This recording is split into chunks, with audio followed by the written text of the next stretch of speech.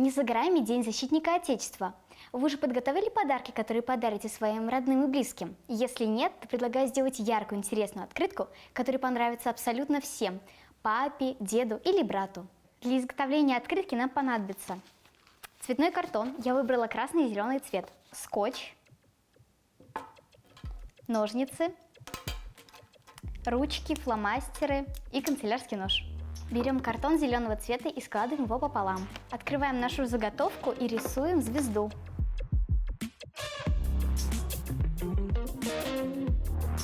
После того, как мы нарисовали, вырезаем звезду канцелярским ножом. Для того, чтобы вырезать звезду, нам понадобится что-нибудь, чтобы подложить, чтобы не порезать стол.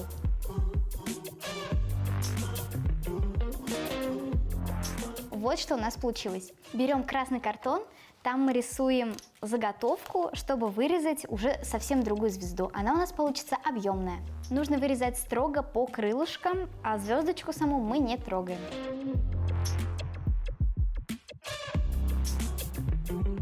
Далее нам понадобится также линейка и еще одна линейка.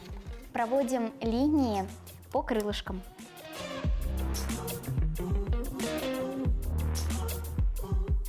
После того, как у нас получилась вот такая вот звезда, мы должны по сторонам, которые мы прочерчивали, загнуть ее. Делаем это тоже очень аккуратно.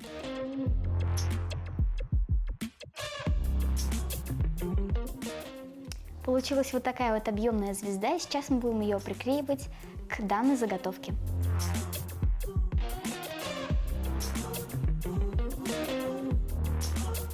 Вот такая открытка у нас получилась. Осталось написать только 23 февраля, а вот тут можно написать пожелание. Я напишу дедушке.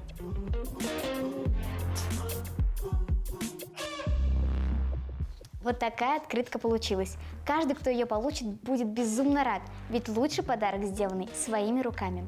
Карина Попаникола, Руслан Бигбаев. Специально для Горы новостей.